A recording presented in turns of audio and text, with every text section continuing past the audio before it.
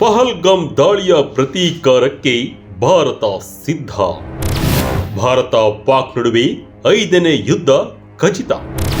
Kargil war ಬಳಿಕ ಭಾರತ ಬದಲಾಗಿದ್ದ ಹೇಗೆ? Vijaya Karnataka web ವೀಕ್ಷಕರಿಗೆ ನಮಸ್ಕಾರ. ನಾನು ಶಿವಮೂರ್ತಿ ಸೊರಬ.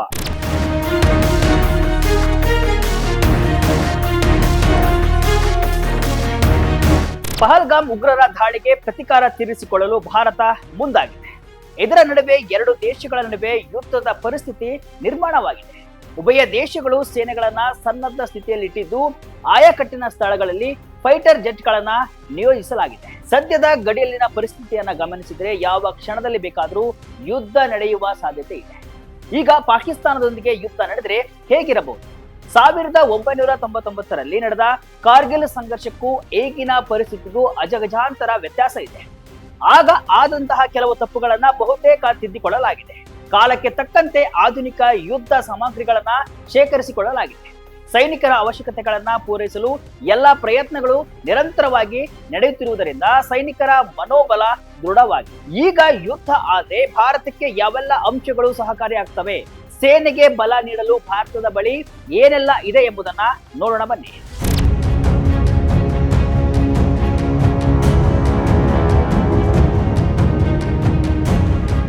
ಹೌದು, ಪಹಲ್ಗಾಮ್ ದಾಳಿ ಬೆನ್ನಲ್ಲೇ ಭಾರತ ಹಾಗೂ ಪಾಕಿಸ್ತಾನ ನಡುವೆ ಪರಿಸ್ಥಿತಿ ಉದ್ವಿಗ್ನಗೊಂಡಿದೆ. ಯಾವುದೇ ಕ್ಷಣದಲ್ಲಿ ಯುದ್ಧ ನಡೆಯುವ ಸಾಧ್ಯತೆ ಇದೆ. ಕೊನೆಯದಾಗಿ ಭಾರತ ಹಾಗೂ ಪಾಕಿಸ್ತಾನದ ನಡುವೆ 1999ರಲ್ಲಿ ಕಾರ್ಗಿಲ್ ಯುದ್ಧ ನಡೆದಿದೆ. ಆಗಿನ ಪರಿಸ್ಥಿತಿಯೇ ಬೇರೆ, ಈಗಿನ ಪರಿಸ್ಥಿತಿಯೇ ಬೇರೆ. ಭಾರತದ ಸೇನೆ ಕಳೆದ 25 ವರ್ಷಗಳಲ್ಲಿ ಬಹಳಷ್ಟು ಅಪ್ಡೇಟ್ ಆಗಿದ್ದು ಪಾಕಿಸ್ತಾನವನ್ನ ಹೊಸಕ್ಕೆ ಹಾಕುವುದರಲ್ಲಿ ಯಾವುದೇ ಅನುಮಾನವಿಲ್ಲ. ಕಾರ್ಗಿಲ್ ಯುದ್ಧದ ಸಮಯದಲ್ಲಿ ಮಾನವ ರಹಿತ ಡ್ರೋನ್ಗಳ ಬಗ್ಗೆ ಯಾವ ಮಾಹಿತಿಯೂ ಇರಲಿಲ್ಲ. ಈಗ ನೋಡಿ, ಪ್ರತಿಯೊಬ್ಬ ಸೈನಿಕನ ಹೆಗಲ ಮೇಲೆ ಗರುಡ ಪಕ್ಷಿಯಂತೆ ಈ ಬಹುಮುಖ ಹಾಗೂ ಮಾರಕ ಡ್ರೋನ್ಗಳಿವೆ. ಜೊತೆಗೆ ಭಾರತದ ಬತ್ತಳಿಕೆಗೆ ಅತ್ಯಾಧುನಿಕ ಅಸ್ತ್ರಗಳು ಬಂದಿವೆ. ಅಂದು ಅಮೆರಿಕದ ಸಹಕಾರವು ಭಾರತಕ್ಕೆ ಅಷ್ಟಾಗಿ ಇರಲಿಲ್ಲ. ಈಗ ಅಮೆರಿಕ, ರಷ್ಯಾ ಸೇರಿದಂತೆ ಯುರೋಪಿಯನ್ ದೇಶಗಳೆಲ್ಲವೂ ಕೂಡ ಭಾರತದ ಜೊತೆಗೆ ನಿಂತಿವೆ. ಭಾರತದ ಆತ್ಮಬಲ ನೂರ್ಮಡಿಸಿದೆ. ಭಾರತದ ಮೊದಲ ಹೆಜ್ಜೆಯೇ ಡ್ರೋನ್ ವಾರ್. ಕಾರ್ಗಿಲ್ ವಾರ್ ವೇಳೆ ಡ್ರೋನ್ ಇಲ್ಲದೆ ಹಿನ್ನಡೆ. ಇತರೆ ಮುಂದುವರೆದ ದೇಶಗಳಿಗೆ ಹೋಲಿಸಿದ್ರೆ ಡ್ರೋನ್ಗಳ ಮಹತ್ವದ ಬಗ್ಗೆ, ಅವುಗಳ ಸಂಶೋಧನಾ ಮತ್ತು ಅಭಿವೃದ್ಧಿ ಕಾರ್ಯಗಳ ಹಾಗೂ ಅವುಗಳನ್ನ ಉತ್ಪಾದಿಸುವ ಬಗ್ಗೆ ಭಾರತ ಎಚ್ಚೆತ್ತುಕೊಂಡಿದ್ದು ಸ್ವಲ್ಪ ತಡವಾಗಿ ಆದರೂ ಕೂಡ ಕಳೆದ ಕೆಲವು ವರ್ಷಗಳಿಂದ ಅತ್ಯಾಧುನಿಕ ಡ್ರೋನ್ ಖರೀದಿ, ಪರೀಕ್ಷೆ ಹಾಗೂ ನಿರ್ವಹಣೆಗಳಲ್ಲಿ ಈಗ ನಾವು ಮುಂದುವರೆದ ದೇಶಗಳಿಗೆ ಪೈಪೋಟಿ ಒಡ್ಡಬಲ್ಲೆವು. ಅಲ್ಲದೆ DRDO ಸೇರಿ ಹಲವಾರು ಖಾಸಗಿ ಕಂಪನಿಗಳು ಈ ನಿಟ್ಟಿನಲ್ಲಿ ನೂರಾರು ಮಾದರಿಯ ಆಧುನಿಕ ಡ್ರೋನ್ಗಳನ್ನ ಯಶಸ್ವಿಯಾಗಿ ತಯಾರಿಸಿ ಸೈನ್ಯಕ್ಕೆ ಒದಗಿಸಿಕೊಟ್ಟಿವೆ. ಈ ಡ್ರೋನ್ಗಳ ಮುಖಾಂತರ ಗೂಢಾಚಾರ ಮಾಹಿತಿಯ ಸಂಗ್ರಹಕ್ಕೆ ಬಹಳ ಸುಲಭ.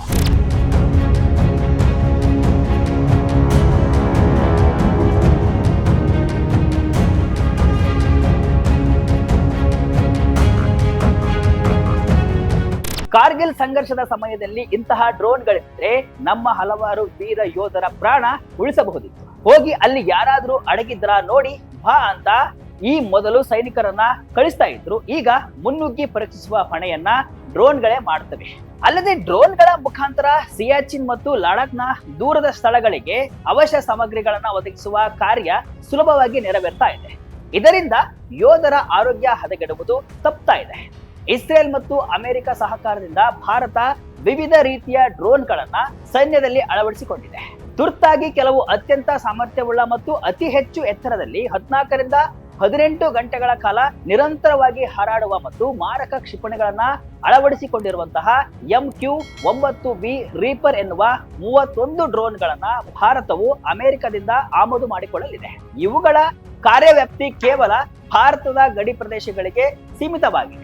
ಇಡೀ ಹಿಂದೂ ಮಹಾಸಾಗರ ವಲಯದಲ್ಲಿ ಕಾರ್ಯನಿರ್ವಹಿಸುವ ಸಾಮರ್ಥ್ಯವನ್ನ ಹೊಂದಿವೆ. ಹಿಂದೂ ಮಹಾಸಾಗರದಲ್ಲಿ ಭಾರತವೇ ರಾಜ. ಕರಾಚಿ ಬಂದವರಿಗೆ ದಿಗ್ಬಂಧನ ಹಾಕಿದ್ರೆ ಪಾಕ್ ಕತೆ ಫಿನಿಶ್.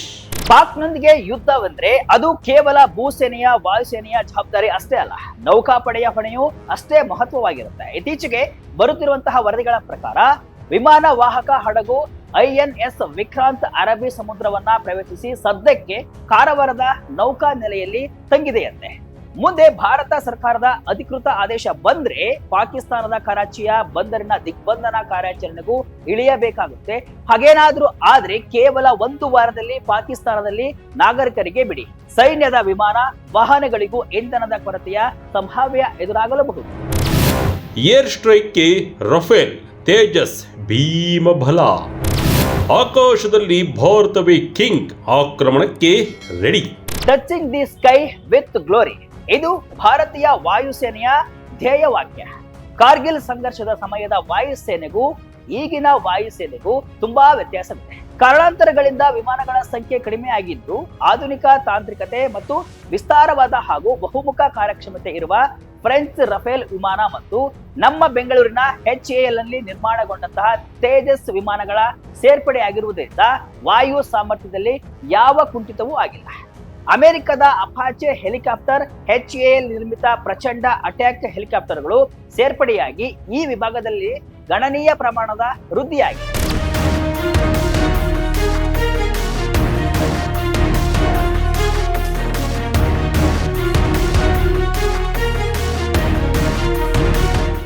ಇನ್ನು ಬೃಹತ್ ಗಾತ್ರದ ಗ್ಲೋಬ್ ಮಾಸ್ಟರ್ ವಿಮಾನದಿಂದ ಅಗಾಧ ಪ್ರಮಾಣದ ಯುದ್ಧ ಸಾಮಗ್ರಿಗಳನ್ನ ಸೈನಿಕರನ್ನ ತ್ವರಿತವಾಗಿ ಸಾಗಿಸುವ ಮತ್ತು ಯುದ್ಧ ಟ್ಯಾಂಕ್ಗಳನ್ನ ಪ್ಯಾರಾಚೂಟ್ಗಳ ಮುಖಾಂತರ ಕೆಳಗಿಳಿಸುವ ಕ್ಷಮತೆಯಿಂದ ಸಮಗ್ರ ಸೈನ್ಯದ ಕಾರ್ಯನಿರ್ವಹಣೆಯಲ್ಲಿ ಮಹತ್ವದ ಬದಲಾವಣೆಗಳಾಗಿರುವುದು ಪಾಕಿಸ್ತಾನಕ್ಕೆ ನುಂಗಲಾರದ ತುತ್ತಾಗಿದೆ. ಭಾರತದ ಸೇನೆ ಮುಂದೆ ಪಾಕ್ ಏಕಚಿತ್ ಹುಳು. ಸೇವಾ ಪರಮೋ ಧರ್ಮ ಎಂಬಂತೆ ಸೇನೆ ಕೆಲಸ. ಇನ್ನು ಭಾರತದ ಭೂಪಡೆಯು ಫುಲ್ ಅಪ್ಡೇಟ್ ಆಗಿದೆ. ಸೇವಾ ಪರಮೋ ಧರ್ಮ, ಇದು ಭಾರತದ ಭೂಸೇನೆಯ ಧ್ಯೇಯವಾಕ್ಯ. ಸಾಂಪ್ರದಾಯಿಕ ಯುದ್ಧ ಸಾಮಗ್ರಿಗಳಿಂದ ದೂರಾಗಿ ಆಧುನಿಕ ಶಸ್ತ್ರಾಸ್ತ್ರಗಳತ್ತ ಗಮನ ಹರಿಸಿ ಅವುಗಳನ್ನು ಅಳವಡಿಸಿಕೊಂಡು ಪ್ರಪಂಚದ 4ನೇ ಅತಿ ದೊಡ್ಡ ಸೇನೆಯಾಗಿ ಬೆಳೀತಾ ಇದೆ ನಮ್ಮ ಭೂಸೇನೆ. ಅದರಲ್ಲೂ ಪಾಕ್ ಜೊತೆಗೆ ಕಾದಾಟದಲ್ಲಿ ಭೂ ಸೈನಿಕರ ಪಾತ್ರ ಅತ್ಯಂತ ಪ್ರಮುಖ. ಕಾರ್ಗಿಲ್ ಯುದ್ಧಕ್ಕೆ ಹೋಲಿಸಿದ್ರೆ ಭೂಸೇನೆ ಅದರ ಕಾರ್ಯತಂತ್ರ ಸಾಕಷ್ಟು ಸುಧಾರಣೆ ಕಂಡಿದೆ. ಸೇನಾ ತಂತ್ರಜ್ಞಾನ ಹಲವು ಕಠಿಣ ಕೆಲಸಗಳನ್ನ ಸುಲಭವಾಗಿಸಿದೆ. ಉಪಗ್ರಹಗಳ ಸಹಾಯದಿಂದ ವಿಚಕ್ಷಣೆ ಮತ್ತು ಗೌಪ್ಯ ಸಂಪರ್ಕ ಸಾಧನೆಗಳ ಸಹಾಯದಿಂದ ತನ್ನ ಕಾರ್ಯಕ್ಷಮತೆಯನ್ನ ವೃದ್ಧಿಸಿಕೊಳ್ತಾ ಇದೆ. ರಕ್ಷಣಾ ವಲಯದಲ್ಲಿ ಆತ್ಮನಿರ್ಭರತೆಯ ಅಭಿಯಾನದಿಂದ ಸೇನೆ ತನಗೆ ಬೇಕಾದ ಸಾಮಗ್ರಿಗಳನ್ನ ತಮ್ಮ ಅನುಕೂಲ ಮತ್ತು ಅವಶ್ಯಕತೆಗೆ ತಕ್ಕಂತೆ ಪಡಿತಾ ಇದೆ. ಒಟ್ಟಾರೆ ಸೇನೆ ಮತ್ತು ಅರೆಸೇನೆಯ ವಿವಿಧ ಅಂಗಗಳು ಒಗ್ಗೂಡಿ ಕಾರ್ಯನಿರ್ವಹಣೆ ಮಾಡಲು ಸನ್ನದ್ಧವಾಗಿವೆ. ಎಲ್ಲ ವಿಭಾಗದಲ್ಲೂ ಕೂಡ ಭಾರತದ ಆತ್ಮವಿಶ್ವಾಸ ಪ್ರಬಲವಾಗಿದ್ದು ಪಾಕಿಸ್ತಾನ ಎಷ್ಟೋ ದೂರ ಇದೆ. ಪಾಕಿಸ್ತಾನದ ಸೇನೆಯ ಸಾಮರ್ಥ್ಯ ಹೇಗಿದೆ? ಕ್ರಿಕೆಟ್ನಲ್ಲಿ ಗೆಲ್ಲದವರು ಯುದ್ಧ ಗೆಲ್ತಾರಾ? ಭಾರತದೊಂದಿಗೆ 4 ಯುದ್ಧಗಳಲ್ಲಿ ಸೋತರೂ ಸಹ 1971 ಯುದ್ಧದಲ್ಲಿ ಸೋತು 93,000 ಸೈನಿಕರು ಭಾರತದ ಸೈನ್ಯಕ್ಕೆ ಶರಣಾಗತರಾದರೂ ನಾವೇ ನಂಬರ್ 1 ಸೈನ್ಯ ಅಂತ ತಿಪ್ಪೆ ಸಾರಿಸಿಕೊಂಡು ಓಡಾಡುತ್ತಿರುವ ಭಂಡ ಸೈನ್ಯ ಪಾಕಿಸ್ತಾನ. ಎಲ್ಲ ಕಡೆ ಒಂದು ದೇಶದ ಕೈ ಕೆಳಗೆ ಸೇನೆ ಇದ್ರೆ ಅಲ್ಲಿನ ಸೇನೆಯ ಕೈಯಲ್ಲಿ ಪಾಕಿಸ್ತಾನ ಎನ್ನುವ ದೇಶವಿದೆ. 1947ರಿಂದ ಸ್ವತಂತ್ರ ಪಡೆದಾಗಿನಿಂದಲೂ ಕೂಡ ಪಾಕಿಸ್ತಾನದ ಆಡಳಿತ ನಿಯಂತ್ರಣ ಬಹುತೇಕ ಸೇನೆಯ ಜನರಲ್ಗಳ ನಿಯಂತ್ರಣದಲ್ಲಿ. ಹಾಗಾಗಿ ಈ ಜನರಲ್ಗಳು ಯುದ್ಧ ಅಭ್ಯಾಸಕ್ಕಿಂತ ರಾಜಕೀಯ ತಂತ್ರಗಳಲ್ಲಿ ಮತ್ತು ಐಷಾರಾಮಿ ಜೀವನ ನಡೆಸುವುದರಲ್ಲಿ ಮಗ್ನರಾಗಿರುತ್ತಾರೆ. ಅಲ್ಲಿನ ಸೈನಿಕರು ಈ ಜನರಲ್ಗಳು ನಡೆಸುತ್ತಿರುವ ವೈಯಕ್ತಿಕ ವ್ಯಾಪಾರ ವ್ಯವಹಾರಗಳಲ್ಲಿ ದುಡಿಯುತ್ತಾ ತಾನು ಒಬ್ಬ ಸೈನಿಕ ಎನ್ನುವುದನ್ನೇ ಮರೆತು ಬಿಟ್ಟಿರುತ್ತಾರೆ. ಇವರು ಯುದ್ಧಕ್ಕೆ ರೆಡಿಯಾಗಿ ಬರುವುದು, ಪಾಕಿಸ್ತಾನದ ಆಟಗಾರರು ಕ್ರಿಕೆಟ್ ಆಟಕ್ಕೆ ಬಂದು ಸೋಲುವುದು ಎರಡು ಒಂದೇ. ಮುಂದೆ ಏನಾಗುತ್ತೆ ಕಾದ್ ನೋಡೋಣ.